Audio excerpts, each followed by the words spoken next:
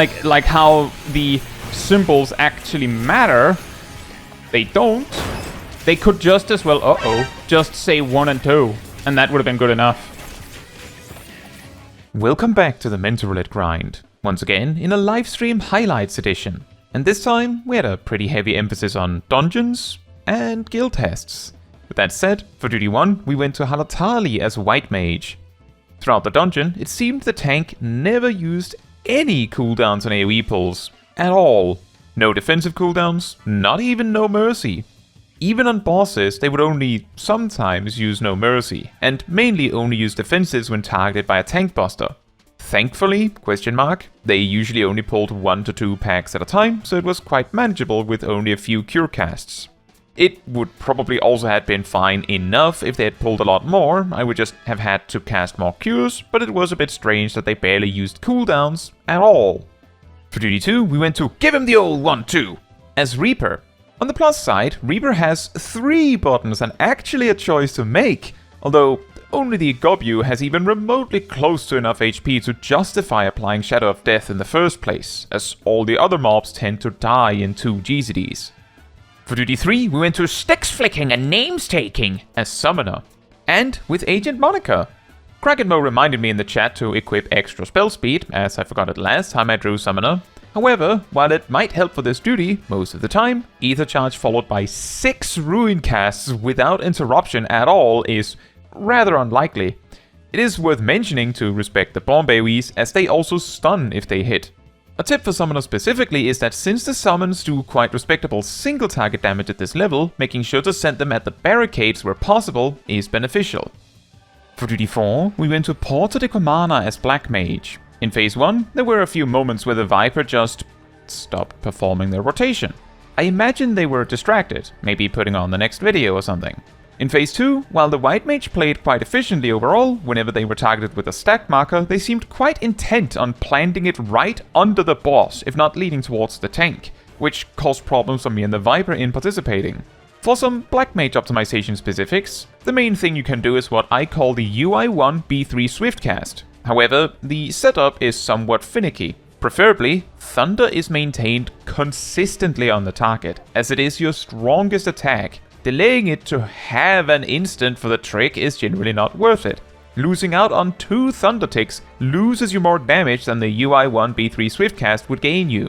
Now, the way it is performed is simply, if you finish an Astral Fire state with an instant cast, Firestarter Fire 3 typically, then transpose Swiftcast into Blizzard 3 gains you about 87 potency you otherwise would not have had.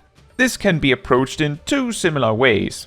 When your Fire 1 that lands you at 2000 MP is cast, if it grants you Firestarter, you can use Flare followed by Fire 3 to finish the state. Alternatively, if it does not give you Firestarter, you could try to gamble with another Fire 1 to try again.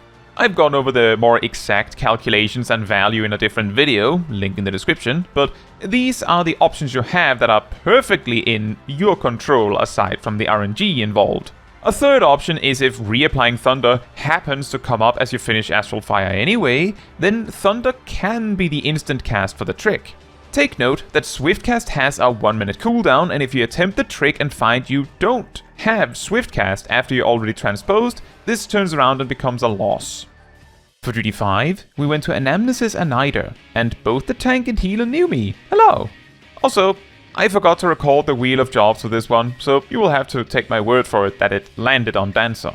Now, both of the supports that knew me did sort of mention they were a bit nervous about messing up now that they knew I was there, but I assured them that, at the very least, they were anonymous, if it was any consolation. I'd say overall the duty went just fine. On the first boss, we messed up a bit with the spinning arrow mechanic. The simplest way to deal with it is to do nothing about it until it stops frantically spinning. When it stops at a spot and starts ticking, the first spot it pointed at is definitely safe. The one behind it is also safe, of course. On the second boss, the 2000 mana swing caused some trouble, as nearly every time someone got hit by it. Also, note that we not once got the donut version. Another mechanic that caused trouble was the hammers and swords on the floor. They might as well be 1s and 2s as they explode in the order they were placed. Don't think too hard on it. However, a lot of players end up messing up by expecting there to be something more to it, like, oh, maybe the sword always explodes first, only if it was placed first, and so on. This eventually led to both the healer and monk dying in the first pull, and while I could have used improvisation to help surviving a bit, I think our paladin was not maximizing their ability to heal and survive either. Although them having 4 vuln stacks probably didn't help either. On the run back, our tank died to mechanics again, but this time we managed to recover. We ended up also not doing the giga pull at the end of the dungeon. For the final boss, I have a tip specifically for the grates mechanic. Twice throughout the fight, 4 or all 8 grates will start splashing. To prevent an ad from spawning from them, you must stand on them. In the first set, 1 in each quadrant will splash.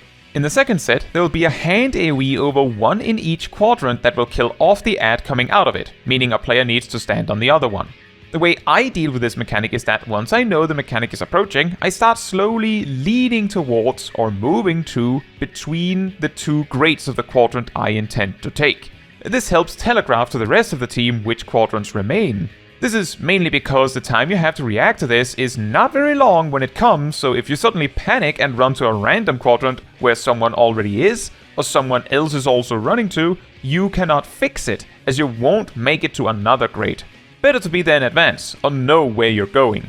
And the reason it matters is because the ads make the boss invulnerable, so it does increase the total length of the fight.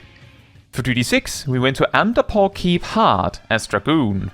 For a level 50 AoE tip for Dragoons, simply set up your disembowel early while the tank is pulling. Then move on to just spamming Doom Spike. The reason for this is that once the target count goes above like 3 or 4 or so, it isn't really worth the investment to set up Power Surge in the first place due to potency differences. Especially since, if you have to reapply Power Surge during a pull, it is incredibly unlikely the whole Power Surge will be spent usefully. However, a point where it is very much worth setting up Power Surge is if you have other cooldowns available too, which you likely have leading into a pull. So initially, set up the buff while there are less total targets, and then spam Doom Spike while there are more. Now, for this particular team, our Skalla seemed a bit new, which is fine. We did have some trouble though, because the tank was not using their defensive cooldowns very efficiently. On the very first pull, they performed the classic defensive cooldown faceplant. Vengeance, Rampart and Holmgang all at once for no reason. This caused the healing needed to be extremely swingy. On a pull before the second boss, the tank died after the healer got hit with bad breath, but we managed to recover.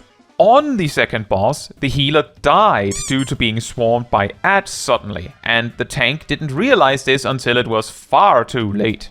Fortunately, the DPS was enough to finish the fight. Throughout the duty, the tank also seemed to use Limit Break as if it was a personal resource.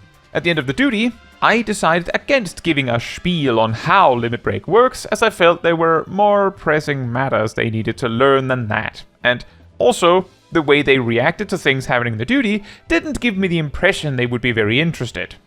For duty 7 went to Healer Mobs Red Belly Incorporated as Monk. In this duty, the best you can really do is single out the healer mobs. If you find yourself not in combat in between them, or even just running between them, make sure to load up Meditates for Steel Peak, as that combined with 1 or 2 GZDs is typically enough to kill them off before they can heal themselves.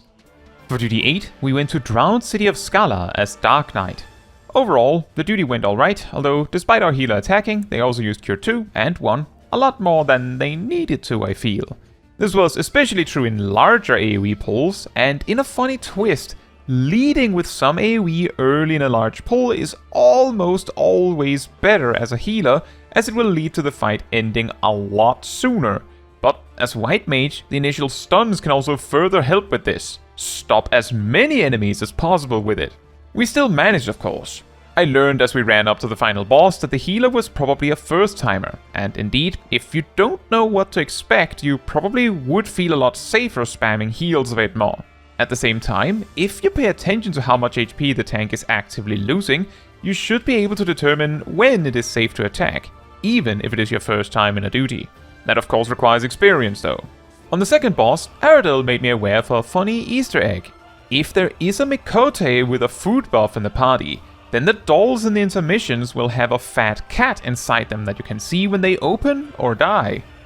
For duty 9, we went to E2N as Red Mage. This fight went reasonably well, although I realized I forgot to use Lucid Dreaming for the whole first half or so of the fight, when I suddenly noticed I was nearly out of MP after using Varese. Remember to use Lucid Dreaming, everyone, as I clearly don't. A tip for this specific fight is that the large knockback mechanic that comes up a few times tends to be accompanied with circles that have to be soaked. I recommend either using the knockback to shove you to the circle you want to soak, or alternatively immune it if the circle you want is closer to it. Just keep in mind you might not need to immune it.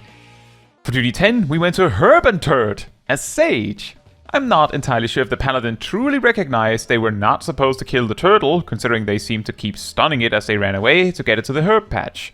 But we managed. This is one of those duties you could easily fail after all. For duty 11, we went to Halatali again, as Gunbreaker. At the start, the healer mentioned they were a returning player and quite rusty. Now, this did get resolved over time as they started to attack more, but my general approach to this is the following. If you're rusty, but you are trying to attack, then I can see the benefit in pulling a bit more relaxed. 2 packs instead of 3, for instance, so you have a chance to attack and heal. You know, get back into the swing of things. But if you're just going to be spamming your basic healing spell, it almost doesn't matter what, I will pull more, because the only way to make the most of all that healing is if I pull a huge amount.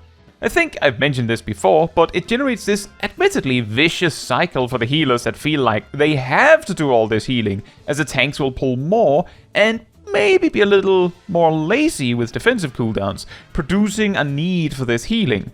Where if the healer was not spam healing, the tank would be playing around that instead. Of course, we cleared the duty just fine. For duty 12, we went to Seed of Sacrifice as a 14-minute replacement machinist. We started in phase 2, so my best guess is that the group wiped to overlapping the line stacks, or given how prone the healers were to dying, it felt like, it is possible they both just died at the same time and the party fell apart as a result. Now, here are 3 more general tips that can help both with this fight and other fights. First, unless you know for certain it is safe to do so, never ever overlap stack markers. Most mechanics with 2 or more stack markers at once tend to apply vulnerability when hit that causes 2 of them to kill you. A clear example of one where it is safe to overlap them is the final boss in Circus Tower, because those do not apply any vulnerability. As such, whether you have 3 times the damage to split between 24 players or 1 times the damage between 8, same end result. At the same time, if some players are not participating for some reason, it is usually safer and easier to take 3x the damage split between 20 players than 1x split between 4, for example. The second mechanic is Pyretic, often a fiery debuff. As long as it lasts, you take damage each time you do a thing during it. The best you can do is sheath your weapon and or untarget the boss and then stop moving. The debuff on Seed of Sacrifice can do a ton of damage if we ignore this. Finally, Deep Freeze. When it is applied, if you were not doing anything, you get punished, usually by being stunned and taking heavy damage. Many players like to jump in place to resolve this, which works most of the time. However, just keep in mind that every time you land, there are a few frames where you are not moving. For this reason, I prefer to run in 8s, when I remember to. For duty 13, we went to And Then a Right Hook as Ninja. And I do believe the tank was in the chat and sniped me here. As Ninja, obviously all you can do is 1-2 combos. Try to prioritize the gob you. For duty 14, we went to Aetherfont as Skalla. Overall, the duty went pretty well, so not that much to talk about in the party. Something that might be interesting is planning around the cleaves on the final boss. Considering the boss can cleave either side, you can always choose to lean towards one side, hoping the boss will pick that as the safe side. But you can also choose to hang in the center, so either option is equal distance from you. My recommendation is, whatever option you do pick, to not go too far away from the healer, as the arena is surprisingly large. And finally for duty 15, we went to Porta Decumana again as Pictomancer. The black mage in the party seemed to be rolling with a rather odd rotation. It looked like a very vaguely, weirdly specific type of ice mage, quote unquote.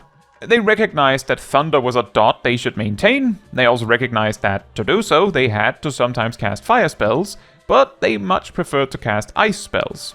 Additionally, they never cast Blizzard 1 or Fire 1, so they relied entirely on the Grade 3 spells, which meant their damage output was so low that the Skalla was beating them sometimes. That said, for Pictoman's optimization. In Phase 1, using Swiftcast to paint a motif as you get jailed by the Titan phase is a good idea. Making sure both motifs are ready to be painted as the boss becomes invulnerable at the end of the Garuda phase is also a solid choice. Aside from these things, trying to use Striking Muse on cooldown and aiming for an even number of Living Muses is your best call. Even number of Living Muses, including Phase 2.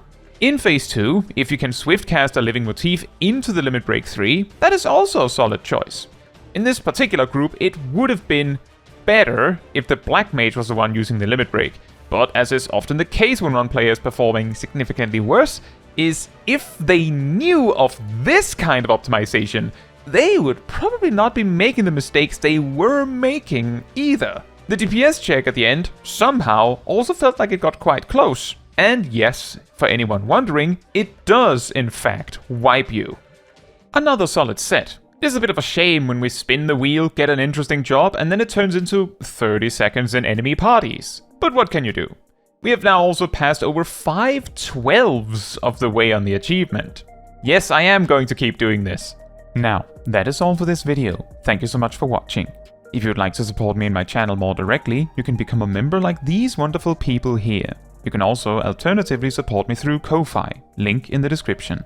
You can also support the channel by letting the YouTube algorithm know by liking the video, leaving a comment, subscribing, sharing, and hitting the bell to get notified when next I post a video. Fun fact, in the specific level range of 58 to 59, where Black Mage has Blizzard 4 but not Fire 4, if it was not for the existence of Thunderhead and Firestarter procs, just spamming Blizzard 4 would be nearly as strong as probably switching to Fire to cast Fire 1. For starters, Blizzard 4's 300 potency, while Fire 1 in Astral Fire 3 is 324. So without any procs, it would take all 7 Fire 1 casts just to gain the potency lost by the Hot Blizzard 3 and Cold Fire 3 and get a little bit above that.